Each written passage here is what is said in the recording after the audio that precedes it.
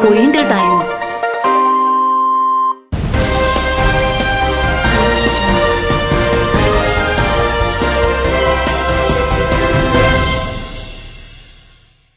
Headlines के प्रायोजक हैं अभिलाषी ग्रुप ऑफ इंस्टीट्यूट, जो संवारे आपके बच्चों का भविष्य, और ड्रीम्स ग्रुप ऑफ इंस्टीट्यूशन, जो कर दे आपके सपनों को साकार।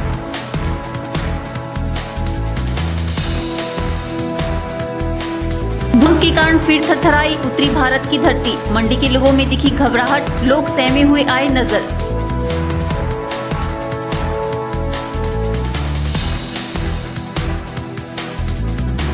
विजिलेंस ने भरे पैच वर्किंग के सैंपल, लोगों से मिल रही शिकायतों के आधार पर हुई कार्रवाई, जांच के बाद हुआ खुलासा।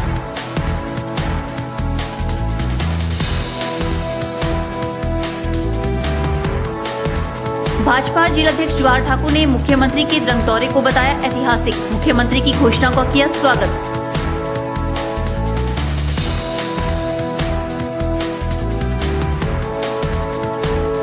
और मंडी में धीरे धीरे गायब होने लगी रेड लिस्टें, उपभोक्ता संघ ने जिला प्रशासन को ज्ञापन देकर उठाई कार्रवाई की मांग।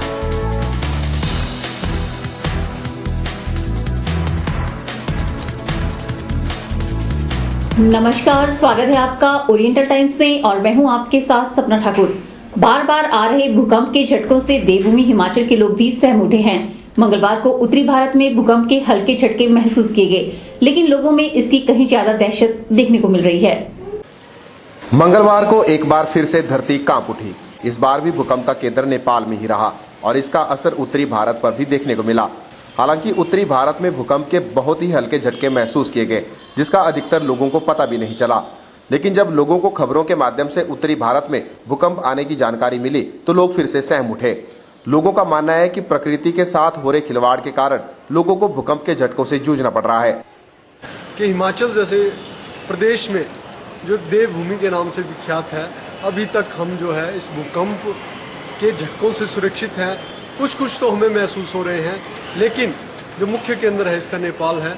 मैं सभी अपने राजनीतिक तौर पे भी, दूसरे क्षेत्रों में भी, साइंटिफिक तौर पे भी यह विनम्र निवेदन करना चाहता हूँ कि ज़्यादा से ज़्यादा जो है वो प्रकृति को सुरक्षित रखना चाहिए, पेड़ पौधे लगाने चाहिए। और आज अर्थ पे जो स्टेबिलिटी का वातावरण क्रिएट हो रहा है वो नेचर से छेड़छाड़ का ही परिणाम है। वहीं लोगों ने प्रशासन से आपदा से निपटने के लिए पूरी तैयारी रखने की मांग उठाई है। लोगों का कहना है कि प्रशासन को इसके प्रति अधिक से अधिक जागरूकता फैलानी चाहिए और ऐसी आपदाओं से बचने के लिए प्रशिक्षण दिया जाना चाहिए। ईश्वर की ऐसी कृपा रहे कि जो भूकंप के झटके आज हिमाचल में भी हो रहे हैं, नेपाल में इतना नुकसान हुआ, उसमें हमारे जितने दैवीय शक्ति है, हमारे इष्ट हैं, हमारी पूजाएँ हैं, मैं वहाँ सभी प्रदेशवासियों से और सभी जनमानस से यही प्रार्थना करूंगा कि वो अपने अपने इष्ट में प्रार्थना करें, इस प्रकार का नुकसान ना हो हिमाचल में। और मैं शासन और प्रशासन से भी यही मांग करूंगा कि भूकंप के लिए लोगों को ज़्यादा से ज़्यादा जागरूकता शिविर लगाएं, शासन और प्रशासन के संबंधित विभाग के अधिक विभागों से मिलके, ताकि लोगों में भूकंप से बचने के लिए, भूकंप के बचने के उपाय के मामले में लोगों में जागरूकता आ सके। वहीं उपायुक्त मंडी संदीप कदम का कहना है कि जिला में किसी भी प्रकार की आपदा से निपटने के लिए प्रशासन पूरी तरह से तैयार और मुस्तैद है। इसके लिए बाकायदा पंचायत स्तर पर लोगों को प्रशिक्षण दिया जा रहा है।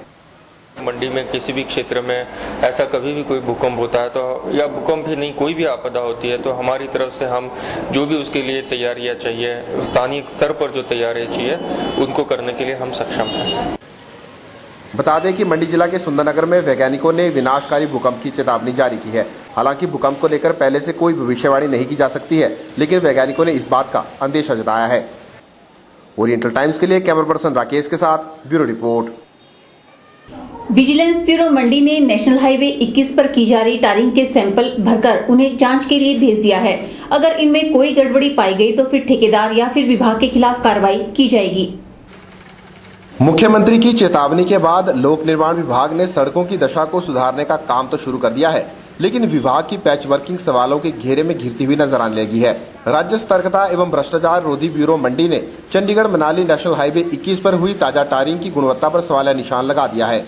विभाग के पास गुणवत्ता को लेकर कुछ शिकायतें आई थी, जिसके आधार पर विभाग ने कार्रवाई करते हुए पैच वर्क में इस्तेमाल की गई सामग्री के सैंपल भरकर उन्हें जांच के लिए भेज दिया है। उल्लेखनीय है कि नेशनल हाईवे 21 पर हर वर्ष करोड़ों रुपए खर्च किए जा रहे हैं। कभी सड़क पर पूरी टायरिंग हो रही है तो कभी पैचवर्क करके इसकी दशा को सुधारने के प्रयास हो रहे हैं, लेकिन टायरिंग और पैचवर्क कुछ समय बाद ही उखड़ जा रहे हैं, जिससे इसमें इस्तेमाल होने वाली सामग्री सवालों के घेरे में आ गई है। बीती बरसात को भी नेशनल हाईवे 21 पर की गई टायरिंग पूरी तरह से उखड़ गई थी, जिसके बाद नेशनल हाईवे की हालत कच्ची सड़क से भी बदतर हो गई थी। विजिलेंस विभाग ने इस पर सख्ती दिखाते हुए टायरिंग में इस्तेमाल की गई सामग्री के सैंपल जाँच के लिए भेज दिए हैं। विजिलेंस के डीएसपी अभिमन्यु वर्मा ने इसकी पुष्टि करते हुए बताया कि जांच रिपोर्ट में गड़बड़ी पाए जाने पर संबंधित ठेकेदार और विभाग के खिलाफ कार्रवाई की जाएगी। सूचना मिल रही थी कि जो एनएच में या पीडब्ल्यूडी के जो कार्य चल रहा है तारकोल बिछाने का, उसमें गुणवत्ता में कुछ गड़बड़ी की आशंका है, तो उसी आधार पर हमने कार्यवाही की थी और सैंपल लिए हैं टेक्निकल टीम के द्वारा और उनको एफएसएल भेजा जा रहा है। जैसे ही कोई इसमें गुणवत्ता में कहीं भी कोई कॉम्प्रोमाइज होगा तो हम उसी कानूनी कार्रवाई की जाएगी। ज्ञात रहे कि बीते दिनों मुख्यमंत्री वीरभद्र सिंह ने सड़कों की दुर्दशा को लेकर लोक निर्माण विभाग के अधिकारियों को जबरदस्त फटकार लगाई थी और नेशनल हाईवे के लिए राज्य सरकार की तरफ से 18 करोड़ रुपए भी मंजूर किए थे। उसके बाद विभाग के अधिकारियों ने आनन फानन में पैच वर्किंग का कार्य शुरू कर दिया है, लेकिन पैच वर्किंग में इस्तेमाल की जा रही सामग्री जांच के दायरे में आ गई है। देखना होगा रिपोर्ट में सामग्री को लेकर कौन कौन से खुलासे होते हैं। ओरिएंटल टाइम्स के लिए ब्यूरो रिपोर्ट। मंडी जिला भाजपा के अध्यक्ष जवाहरलाल ठाकुर ने मुख्यमंत्री के द्रंग विधानसभा क्षेत्र के दौरे को विकास के लिहाज से ऐतिहासिक बताया है। उन्होंने कहा कि मुख्यमंत्री ने इलाके के लिए जो भी घोषणाएं की है वह उनका स्वागत करते हैं। मंडी में आयोजित पत्रकार वार्ता को संबोधित करते हुए मंडी जिला भाजपा के अध्यक्ष जवाहर ठाकुर ने जहां मुख्यमंत्री के द्रंग दौरे को विकास के लिहाज से ऐतिहासिक बताया, वहीं स्वास्थ्य मंत्री पर भी खूब हमले बोले। जवाहर ठाकुर ने कहा कि स्वास्थ्य मंत्री ने द्रंग में उन विकास कार्यों के उद्घाटन करवाए जो भाजपा सरकार के कार्यकाल में लगभग पूरे हो चुके थे। उन्होंने कहा कि स्वास्थ्य मंत्री अपने पिछले कार्यकाल से लेकर अब तक अधूरी पड़ी योजनाओं को अभी तक शुरू नहीं कर पाए हैं। उन्होंने मुख्यमंत्री द्वारा इलाके के लिए की गई घोषणाओं को ऐतिहासिक बताया और इनका स्वागत किया। ऐतिहासिक रहा, जैसे हमारा डिग्री कॉलेज बहुत जरूरी था और जैसे आज चाहे एसडीएम कार्यालय खुले हैं, चाहे तहसील की बात है, तहसील हमारी बाली चौकी और औट की बात है, वो अपने आप कहा, हालांकि वहाँ विधायक या किसी नेता ने नहीं मांगी, उन्होंने अपने आप वहाँ पे दिया। तो ये चीजें जो विकास के मामले में हम उनका स्वागत करते हैं। बाकी ऐतिहासिक हो तो ऐतिहासिक है, कॉलेज जो कई सालों से हम मांग कर रहे थे तो ऐतिहासिक है, वो बात ऐतिहासिक है। अब हमको मंडी या कुल्लू जाना नहीं पड़ेगा, वहाँ के बच्चों को, गरीब का बच्चा भी वहाँ पे पड़ेगा। और उसके बाद पनारसा जो वो केंद्र है, बंजार विधानसभा क्षेत्र साथ में है और इसका हमारा सराद का विधानसभा क्षेत्र साथ में है। 14 पंचायतें हमारी आती है। उसके बाद मैंने आपको पहले कहा 20 पंचायतें हमारी बाली चौकी की आती है, जिनके लिए भी नजदीक जो पनारसा पड़ता है। जवाहर ठाकुर ने कहा कि स्वास्थ्य मंत्री भाजपा पर गलत आरोप लगा रहे हैं कि बनारसा में भाजपा कार्यकर्ताओं ने मुख्यमंत्री के काफिले को रोकने का प्रयास किया। उन्होंने कहा कि अगर वहां पर भाजपा कार्यकर्ता होते तो क्या वे मुख्यमंत्री जिंदाबाद के नारे लगाते। ये बिल्कुल निराधार बयान है उनका। भारतीय जनता पार्टी के वहाँ कोई लोग नहीं थे, वहाँ लोग स्थानीय लोग थे। सभी पंचायत 14 पंचायतें उसमें सब स्टेट वाले उसमें आउट में आती है, उसके सभी लोग आए थे। उनकी मांग जो थी वो पनारसा में डिग्री कॉलेज की मांग थी। उसमें सभी लोग थे, लोगों ने बाजा गाजा किया होता, लोग लाइनों में खड़े थे और लोग मुख्यमंत्री जी का स्वागत करना चाहते थे और मांग करना चाहते थे। लेकिन कौल सिंह के इशारे से मुख्यमंत्री महोदय जी वहाँ नहीं रुके और जाकर जहाँ उठाव सिंचाई योजना का उद्घाटन करना था 200 मीटर आगे, वहाँ पे रुके। उसके बाद लोग वहाँ गए। रास्ता ऑलरेडी जो वहाँ पे जमघट लगा था माननीय मुख्यमंत्री से, दोनों तरफ पे ट्रैफिक खड़ी थी, क्योंकि उद्घाटन जो वो एनएच पे हुआ है उसका सिंचाई योजना का। और जो नाराबाजी की है वो पता नहीं किन लोगों ने नाराबाजी की है उसके। अब जो बीजेपी की बात करते हैं तो वहाँ वीरभद्र सिंह के जिंदाबाद के नारे लगा रहे हैं और वहाँ उनके मुर्दाबाद के नारे लगा रहे हैं। मुझे ये नहीं मालूम, और मुझे मालूम नहीं, मैंने सुना है प्रेस में लगा है, इस करके मुझे मालूम। इस मौके पर उनके साथ मंडी जिला भाजपा के महामंत्री रणवीर ठाकुर और मीडिया प्रभारी पंकज शर्मा सहित अन्य पदाधिकारी भी मौजूद रहे। ओरिएंटल टाइम्स के लिए कैमरा पर्सन राकेश के साथ ब्यूरो रिपोर्ट। मंडी जिला में जल्द ही लोगों को तहसील स्तर पर 3G की सेवाएं मुहैया करवाई जाएंगी। ये जानकारी BSNL के मंडी सर्कल महाप्रबंधक राजेश शर्मा ने आयोजित पत्रकार वार्ता के दौरान दी। मंडी में आयोजित पत्रकार वार्ता के दौरान BSNL मंडी सर्कल के महाप्रबंधक राजेश शर्मा ने निगम की तरफ से चलाई जा रही योजनाओं के बारे में जानकारी दी। उन्होंने बताया कि हाल ही में BSNL ने लैंडलाइन से फ्री कॉलिंग की सुविधा शुरू की है। यह स्कीम बीती 1 मई से पूरे देश में लागू हो गई है। इस स्कीम के तहत लोग अपने लैंडलाइन फोन से रात 9 बजे से सुबह 7 बजे तक देश के किसी भी लैंडलाइन या फिर मोबाइल पर फ्री कॉलिंग का लाभ उठा सकते हैं। उन्होंने बताया कि कुछ प्लान में इस योजना को अभी शुरू नहीं किया जा सका है। कॉलिंग जो फैसिलिटी अभी शुरू की है, ये लैंडलाइन टेलीफोन के ऊपर अवेलेबल है। रात को 9 बजे से लेके सुबह 7 बजे तक ये फैसिलिटी मिलेगी। ये सिर्फ जो सुलभ प्लान है उस पे अवेलेबल नहीं है, और 2 हमारे सर्कल स्पेसिफिक प्लान हैं जिनमें कि अनलिमिटेड कॉल की फैसिलिटी मिलती थी विद इन STC और विद इन स्टेट। वो नंबर ज्यादातर हमारे ऑफिसेज में चल रहे थे, उन पे अभी ये फैसिलिटी अवेलेबल नहीं है। लेकिन एक प्रपोजल कॉर्पोरेट ऑफिस को गया है जिसमें कि इन नंबरों पे भी ये फैसिलिटी देने का हमारा एक कोशिश है, और उम्मीद करते हैं कि शायद अगले महीने तक उन पे भी ये फैसिलिटी अवेलेबल हो जाएगी। उन्होंने बताया कि मंडी और सुंदरनगर के बाद अब जोगिंदरनगर और सरकाघाट में भी BSNL की 3G सेवा शुरू कर दी गई है। उन्होंने बताया कि तहसील स्तर पर भी 3G सेवा मुहैया करवाने की दिशा में प्रयास किए जा रहे हैं। उन्होंने बताया कि मंडी में नए टावर लगाने की दिशा में भी काम किया जा रहा है। 3G सर्विस जो हमारी अभी मंडी में 4 बड़े शहरों में है, जिसमें कि मंडी, सुंदरनगर, जोगिंदरनगर और सरकाघाट है। उसके अलावा जो हमारे तहसील हेडक्वार्टर बचे हैं, जैसे करसोग है, गोहर एरिया है, वहां पे हम अगले चरण में 3G सर्विस को शुरू करेंगे। पिछले कुछ समय से हमने मंडी में अराउंड 37 नए टावर लगाए हैं, और 8 हमारे टावर का भी काम प्रगति पे है, जो कि हम उम्मीद करते हैं अगले 1-2 महीने में लग जाएंगे। इससे आप समझिए कि जब हमने ये कार्य शुरू किया था तो पहले सिर्फ 90 टावर थे, तो उसके बाद 45 और ऐड कर रहे हैं। तो आप ये मान सकते हैं कि अराउंड 50% नेटवर्क एडिशन हमने किया है। राजेश शर्मा ने बताया कि मंडी में BSNL के करीब 2 लाख उपभोक्ता हैं, और प्रति 10 उपभोक्ताओं में 2 उपभोक्ताओं के पास BSNL का कनेक्शन है। उन्होंने बताया कि ग्राहकों को बेहतर से बेहतर सेवाएं मिले, इस दिशा में प्रयास किए जा रहे हैं। इस मौके पर उनके साथ अन्य अधिकारी भी मौजूद रहे। ओरिएंटल टाइम्स के लिए कैमरा पर्सन राकेश के साथ ब्यूरो रिपोर्ट। हिमाचल प्रदेश उपभोक्ता संघ ने दुकानों से रेट लिस्टें गायब होने पर कड़ी आपत्ति जाहिर की है, और इस बारे में जिला प्रशासन को शिकायत देकर कार्रवाई की मांग उठाई है। साथ ही उपभोक्ता संघ ने प्रशासन को सब्जियों के होलसेल रेट पर भी डिस्प्ले करने की सलाह दी है। हिमाचल प्रदेश उपभोक्ता संघ का कहना है कि मंडी शहर में सभी विक्रेताओं ने रेट लिस्टें लगाना बंद कर दिया है, और ग्राहकों से सब्जी और अन्य उत्पादों के मनमाने दाम वसूले जा रहे हैं। ज्ञात रहे कि प्रदेश में सबसे पहले मंडी जिला में रेट लिस्ट लगाने की परंपरा शुरू की गई थी, और इसके लिए प्रदेश भर में मंडी जिला की वाहवाही भी हुई थी। लेकिन धीरे धीरे रेट लिस्टें दुकानों से गायब हो रही हैं। उपभोक्ता संघ ने इस बारे में मंडी जिला प्रशासन को शिकायत सौंप दी है, और दुकानों पर छापेमारी करने का आग्रह किया है, ताकि इस बात का पता लगा जा सके कि दुकानदार रेट लिस्टें क्यों नहीं लगा रहे हैं।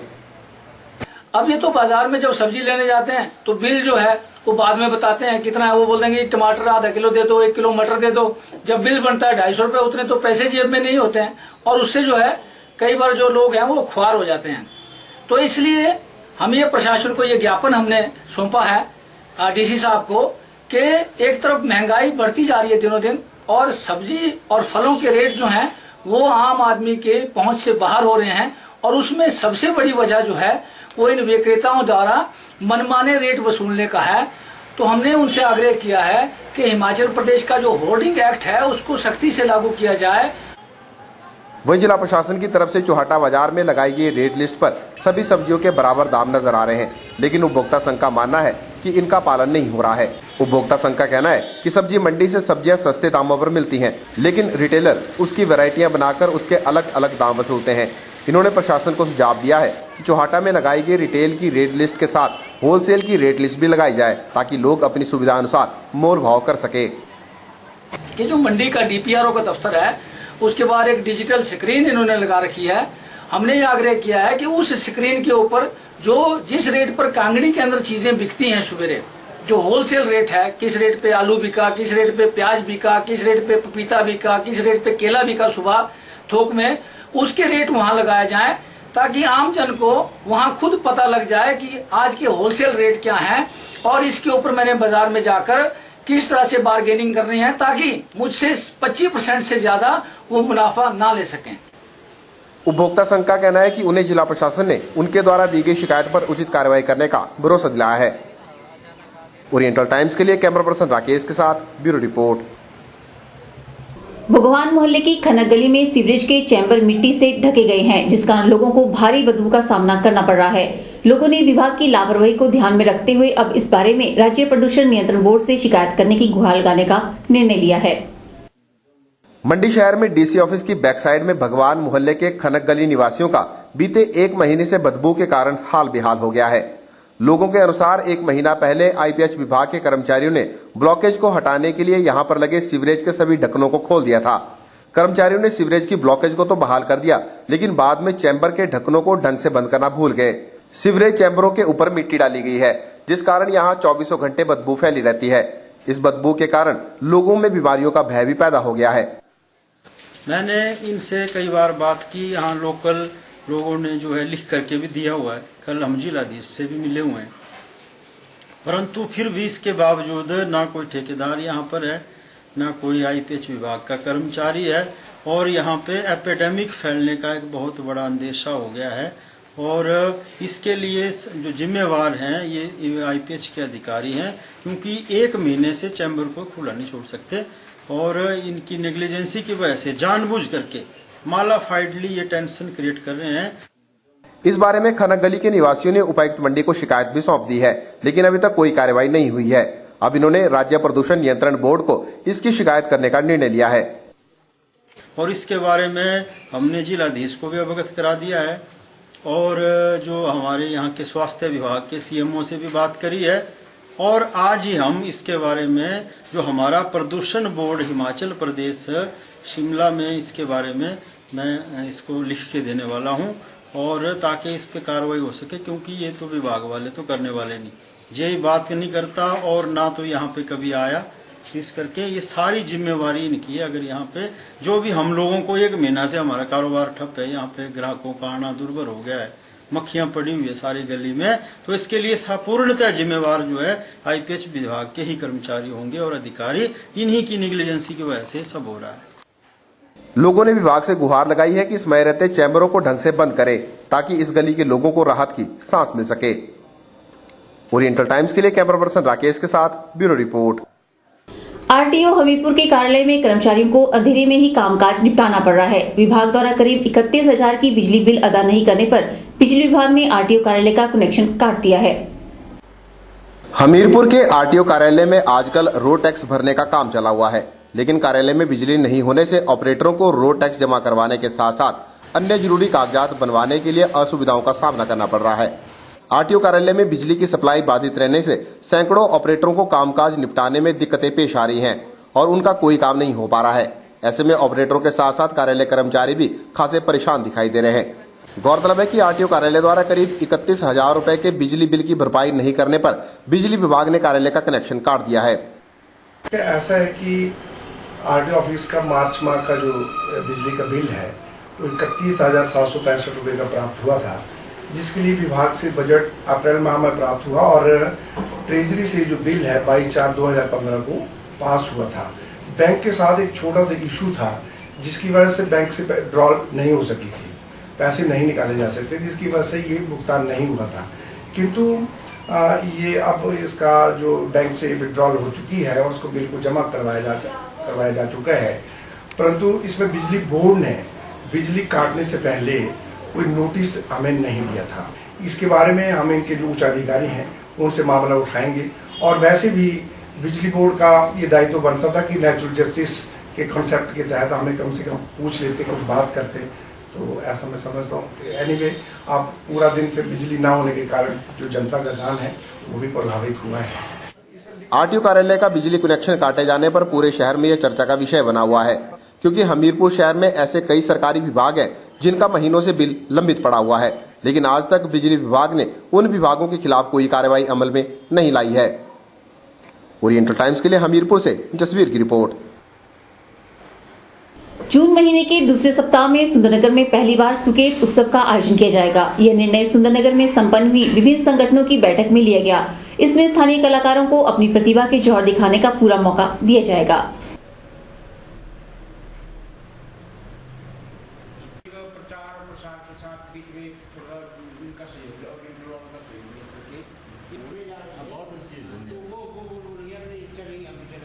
नगर नगरी में एक नई पहल करते हुए आज नगर परिषद के मीटिंग हॉल में एक बैठक का आयोजन किया गया।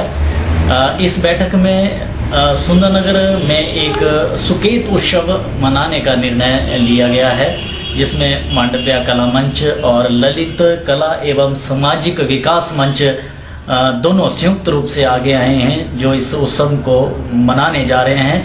और इस उत्सव को मनाने के लिए यहाँ के बाकी अन्य सामाजिक एवं सांस्कृतिक संस्थाओं का भी सहयोग लिया जा रहा है। और इसके साथ साथ यहाँ के बुद्धिजीवी लोगों का, पत्रकारों का, व्यापार मंडल का, संस्कृत कर्मियों का और साहित्य जो कर्मी हैं उनका भी इसमें सहयोग लिया जा रहा है इस उत्सव को करने के लिए। इस उत्सव को हम जून महीने के दूसरे सप्ताह में मनाने का निर्णय ले रहे हैं, जिसमें मैं आपको बताना जा रहा हूं कि इस उत्सव का उद्देश्य ये है कि सुंदरनगर में सांस्कृतिक सौहार्द पैदा करना, लोक संस्कृति का संरक्षण एवं संवर्धन पैदा करना और उसके साथ साथ इस सुंदरनगर नगरी को सांस्कृतिक नगरी बनाना तथा प्ले जैसी छुपी हुई विधा को दोबारा से यहाँ पुनर्जीवित करने के लिए और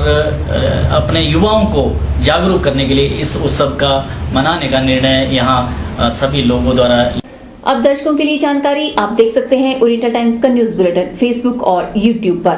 फेसबुक पर देखने के लिए लॉगिन करें www.facebook.com/orientaltimes.hp और यूट्यूब पर देखने के लिए लॉगिन करें www.youtube.com/orientaltimeshp। ओरिएंटल टाइम्स में फिलहाल इतना ही। सपना ठाकुर को दीजिए इजाजत। नमस्कार।